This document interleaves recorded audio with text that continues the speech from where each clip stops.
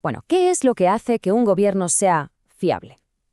No es una pregunta fácil, desde luego, pero la respuesta, en el fondo, se apoya en tres pilares fundamentales: funcionarios profesionales, acciones totalmente transparentes y una rendición de cuentas muy clara. Hoy vamos a desglosar exactamente cómo estos tres elementos son cruciales para la Administración Pública Federal en México, y sobre todo, porque si uno de ellos falla, bueno, todo el sistema se tambalea. Para este análisis vamos a ver primero por qué estos tres conceptos son la base de cualquier administración moderna que se precie. Después nos meteremos de lleno en cada uno: qué es de verdad un servicio profesional, por qué la transparencia es un derecho humano y cómo funciona eso de la rendición de cuentas. Y para terminar, veremos cómo todo encaja y los desafíos que a día de hoy siguen ahí. Vamos a empezar por el principio. A ver, estos tres pilares no son una idea teórica que se le ocurrió a alguien. Son el resultado de décadas de demanda ciudadana para tener un gobierno que funcione mejor, que sea más honesto y que esté al servicio de la gente. El gran objetivo es dejar atrás esa imagen de una burocracia opaca e incomprensible y pasar a una administración abierta y eficaz. Y esta idea es fundamental. No estamos hablando de simples trámites. Como lo resume muy bien el académico Arturo Chipuli, el acceso a la información es, literalmente, el motor que mueve la participación ciudadana. Pensemos un momento: sin datos, sin poder contrastar los hechos, es imposible formarse una opinión crítica. Y una democracia sin ciudadanía crítica, pues es una democracia muy, muy frágil. Muy bien, pues entramos ya en el primer pilar: la profesionalización. ¿Y esto qué significa en la práctica? Pues la idea es muy simple, pero a la vez muy potente: que los puestos en la administración pública se consigan por mérito y por capacidad, no por ser amigo de alguien o por favores políticos. El fin último es tener un cuerpo de funcionarios que sea estable, capaz y profesional. Se trata de que la experiencia y el conocimiento del Estado no se vayan por el desagüe con cada cambio de gobierno. Es la diferencia, para que nos entendamos, entre un gobierno de gente improvisada y un gobierno de auténticos profesionales. Pero claro, esto no es una idea nueva. El camino para llegar a un servicio profesional de carrera ha sido larguísimo y lleno de obstáculos. Si echamos la vista atrás, vemos intentos serios ya en 1934, luego la creación de una comisión en el 83, hasta que por fin, en 2003, se consiguió una ley sólida. Casi 70 años de proceso. Esto ya nos da una pista de lo complicado que es cambiar una cultura tan arraigada en el clientelismo. Y el sistema, la verdad, está pensado de una forma muy completa.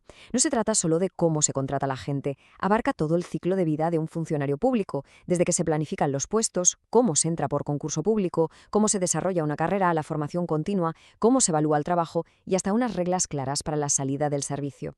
Pasemos ahora al segundo pilar.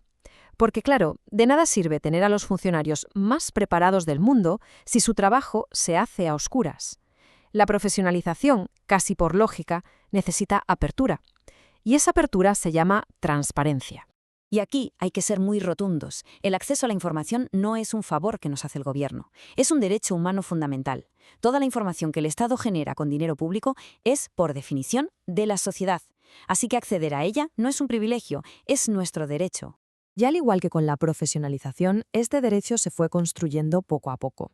Se reconoció en la Constitución allá por el 77, pero fue la ley del 2002 la que de verdad le dio músculo. Y un punto de inflexión llegó en 2006, cuando la Corte Interamericana de Derechos Humanos dijo alto y claro que era un derecho humano autónomo. Esto no es un detalle técnico, obligó a toda la región, incluido México, a tomárselo con la máxima seriedad. Ojo, que la transparencia tiene más miga de lo que parece. No es solo que el gobierno responda cuando se le pregunta algo. Eso sería la transparencia pasiva. Implica también una obligación activa: publicar información de interés sin que nadie la pida. Y va incluso más allá. El Estado tiene la obligación de generar y organizar los datos para que de verdad sean útiles y se entiendan. Sin embargo, no podemos ser ingenuos y quedarnos solo con lo que dice la ley. El mismo estudio de Chipuli llega a una conclusión bastante dura. Durante 20 años, y a pesar de tener leyes, las políticas públicas en México no cumplieron con la mayoría de los estándares internacionales de derechos humanos en este tema. Es el recordatorio perfecto de que una cosa es tener la ley y otra, muy distinta, es aplicarla bien. Y con esto llegamos al tercer y último pilar: la rendición de cuentas. Porque de poco nos sirve tener funcionarios profesionales e información abierta si luego no podemos usar todo eso para exigir responsabilidades al gobierno por lo que hace o deja de hacer. Para entender bien este concepto ayuda mucho diferenciar entre dos tipos. La más conocida es la vertical, la que se ejerce, por ejemplo, con el voto. Pero tan importante como esa es la horizontal, ese sistema de pesos y contrapesos en el que las propias instituciones del Estado se vigilan unas a otras. Por ejemplo, un poder judicial que tumba una decisión del Ejecutivo o una auditoría que revisa el gasto de un ministerio. Esta rendición de cuentas no es algo abstracto, ¿eh? Se basa en herramientas muy concretas. Por ejemplo, leyes que dejen clarísimo qué tiene que hacer cada organismo, la obligación de publicar sus decisiones o la existencia de auditorías independientes. Y como ya hemos visto, el acceso a la información es como el aceite que hace que todo este engranaje de control funcione sin problemas. Para que se vea por qué es tan importante que una ley sea clara, fijémonos en este ejemplo del trabajo de López Ayón y Jadú Ruiz. Por un lado, la antigua Cofetel tenía un objetivo concreto: regular y promover el desarrollo eficiente. Se puede medir. Por otro, el de la CRE era ambiguo: fomentar una sana competencia. ¿Qué es sana? Esa falta de concreción hace que sea casi imposible evaluar si lo están haciendo bien y, por tanto, exigirles cuentas. Y esto nos lleva a una lección clave. Los organismos de control que funcionan de manera transversal, como lo fueron el IFAI para la transparencia o la COFEMER para la mejora regulatoria, son absolutamente vitales. ¿Por qué? Porque al supervisar a todos por igual, refuerzan la vigilancia sobre los reguladores de sectores específicos y disminuyen el riesgo de lo que se conoce como captura regulatoria. Vamos, que evitan que esos reguladores acaben trabajando para las empresas que deberían vigilar.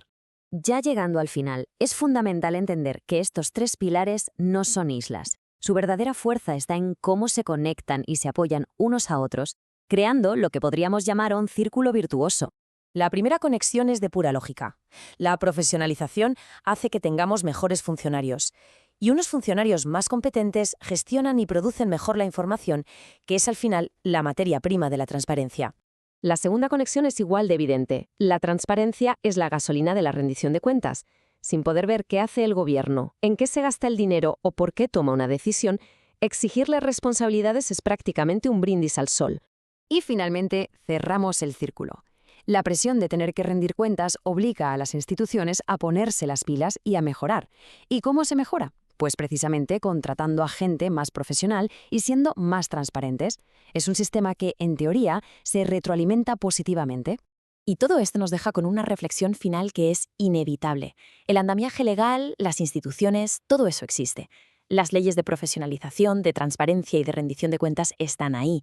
Entonces, la gran pregunta es, si los pilares están colocados, ¿por qué la estructura sigue teniendo grietas de opacidad y sigue habiendo captura por intereses particulares? Responder a esto no es solo un ejercicio académico, es ni más ni menos definir el futuro de la administración pública en México.